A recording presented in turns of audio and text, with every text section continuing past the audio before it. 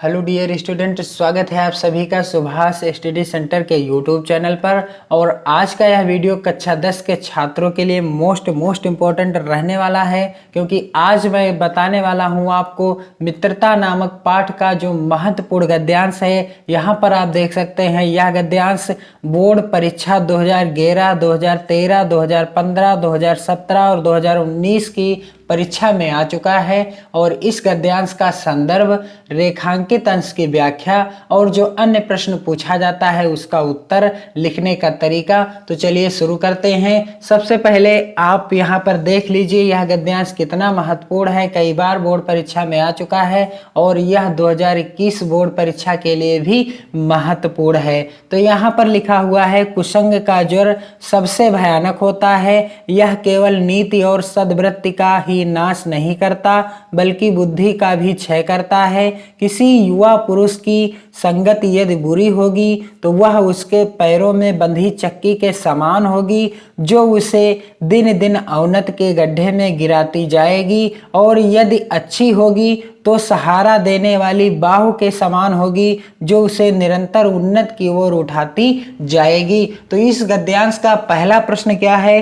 प्रस्तुत अवतरण के पाठ और लेखक का नाम लिखिए। कहने का अर्थ है आपको संदर्भ लिखना है। तो आप संदर्भ कैसे लिखेंगे इस गद्यांश का, यहाँ पर मैं आपको बताऊंगा सबसे आसान तरीका संदर्भ लिखने का। यहाँ पर आप देख सकते हैं, इस तरह से आप हेडिंग डालेंगे संदर्भ और आपको लिख देना है प्रस्तुत गद्यावतरण या प्रस्तुत गद्यांश भी लिख सकते हैं आप। हमारी पाठ्य पुस्तक हिंदी के गद्य खंड में संकलित मित्रता, किस पाठ से? मित्रता नामक निबंध से अवतरित है और जिसके लेखक आचार्य रामचंद्र शुक्ल जी हैं। आपको संदर्भ लिखते समय सिर्फ एक बात ध्यान देनी है कि आपको यहाँ पर आप देख सकते हैं, हिंदी को मैंने ब्लैक पेन से लिखा है और गद्य खंड को भी मैंने ब्लैक पेन से लिखा है। और पाठ का नाम, जब भी आप किसी पाठ का नाम लिखेंगे ब्लैक पेन से ही लिखेंगे और उस पाठ के लेखक का नाम भी आप ब्लैक पेन से लिखेंगे। चाहे आप गद्यांश का संदर्भ लिख रहे हों या पद्यांश का लिख रहे हों या आप संस्कृत खंड का लिख रहे हों, तो इस तरह से जब आप लिखेंगे संदर्भ, तब आपको संदर्भ के लिए जो निर्धारित नंबर है जरूर मिलेगा।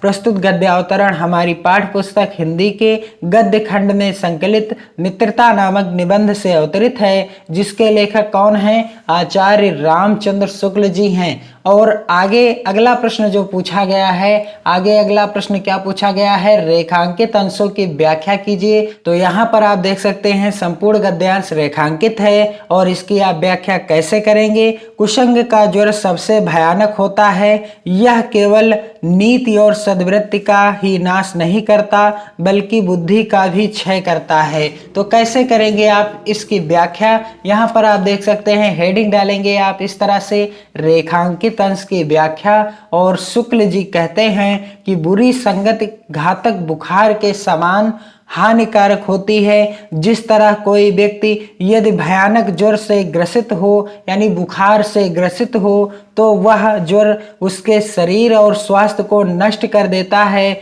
उसी प्रकार बुरी संगति हमारी नैतिकता, सदाचार, मन तथा बुद्धि को नष्ट कर देती है। आगे लिखा हुआ है कि किसी युवा पुरुष की संगति यदि बुरी होगी तो वह उसके पैरों में बंधी चक्की के समान होगी, जो उसे दिन दिन अवनत के गड्ढे में गिराती जाएगी। और यदि अच्छी होगी तो सहारा देने वाली बाहु के समान होगी, जो उसे निरंतर उन्नत की ओर उठाती जाएगी।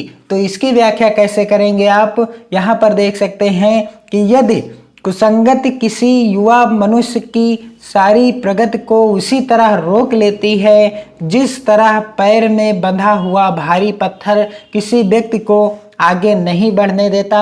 यदि किसी व्यक्ति के पैर में भारी पत्थर यदि किसी व्यक्ति के पैर में भारी पत्थर बांध दिया जाए और उसे दौड़ाया जाए तो वह आसानी से नहीं दौड़ सकता, क्योंकि पत्थर के वजन से उसका पैर आगे को आसानी से नहीं बढ़ेगा। ठीक उसी प्रकार से यदि व्यक्ति कुसंगत के चक्कर में फंस जाता है तो उसकी प्रगति भी रुक जाती है, बल्कि उसे गिरा देता है। क्या कर देता है कि पत्थर जो बंधा होता है पैर में, अगर व्यक्ति दौड़ना चाहे तो वह गिर जाएगा। और इसी प्रकार कुसंगत में लिप्त मनुष्य का पतन होने लगता है और वह दिन प्रतिदिन पतन के मार्ग पर अग्रसर होता रहता है। इसके विपरीत अच्छी संगति हमारे लिए एक ऐसी सुदृढ़ बाह अर्थात सहारा होती है जो हमें गिरने नहीं देती, अपितु उन्नति के पथ पर निरंतर आगे बढ़ाती है।